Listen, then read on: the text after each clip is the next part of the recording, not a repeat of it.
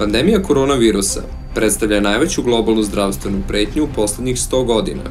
Republika Srbija je na nju odgovorila nizom pravovremenih vanrednih mera koje su, kako se danas pokazuje, drastično smanjile broj zaraženih i preminulih građana. Dovoljno je uporediti se sa Italijom, Španijom ili Francuskom.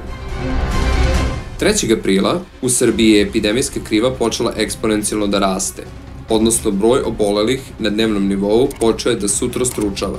6. aprila u Srbiji je konstatovano novih 7, a ukupno 58 preminulih građana.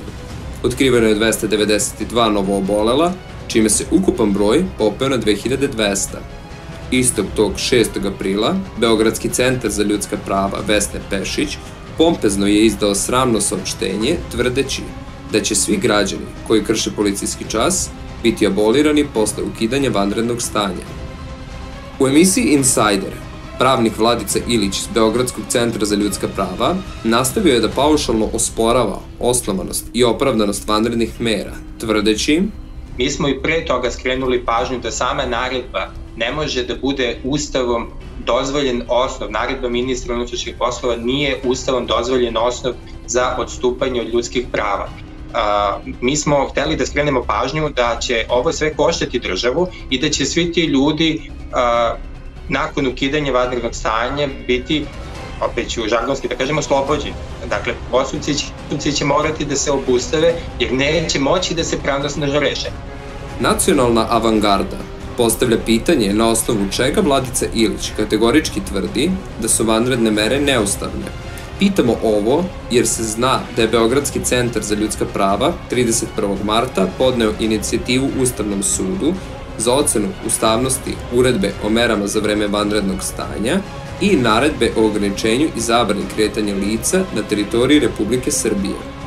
Pitamo kako je moguće govoriti o pravnim posledicama ovih akata pre nego što Ustavni sud donese svoju odluku po tom pitanju. Smatramo ovakvo ponašanje u javnom prostoru neodgovornim po javno zdravlje u Republici Srbiji. Kako da građani Srbije saopštenje Beogradskog centra za ljudska prava ne shvate kao poruku da mogu slobodno da izađu na ulicu, jer država navodno neće moći da ih kazni za kršenje mera? Koja je svrha plasiranja ideje da pravne norme države Srbije za vreme vanrednog stanja ne moraju da se poštuju? Udruženje Nacionalna avangarda ovo vidi kao indirektan poziv na nepoštovanje vanrednih mera, čiji je cilj zaštita života građana Srbije. Smatramo krajnje neodgovornim da jedna nevladina organizacija brutalno uznemirava javnost na ovaj način.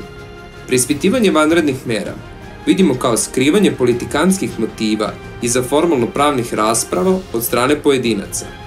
Oni paušalno odbacuju virus kao pretnju, ističući ljudska prava ispred bezbednosti društva kao celine. To je pogrešno. Na sreću građana, Vlada Srbije je kao najznačajniju vrednost odredila pravo na život. Iz tog prava, pošto je ono obezbeđeno i sigurno, proizilaze sva ostala ljudska prava. Ova svojevrsna sekuritizacija javnog zdravlja neophodna je kako bi se sprovele mere u borbi protiv koronavirusa. Osnov života svake zajednice je bezbednost njenih članova, iz koje proističu sve ostale vrednosti savremenog demokratskog društva. Tvrdnje Beogradskog centra za ljudska prava mogu da budu predmet pravne debate, ali tek pošto prođe epidemija i kada nadležne institucije sudske vlasti daju svoju ocenu. Poređenja radi, nikome u Sjedinjenim Američkim Državama nije palo na pamet da osporava ustavnost Patriot Akta i drugih bezbednosnih propisa donetih nakon terorističkog napada 11. septembra, sve dok nije prošla neposredna opasnost od novih napada.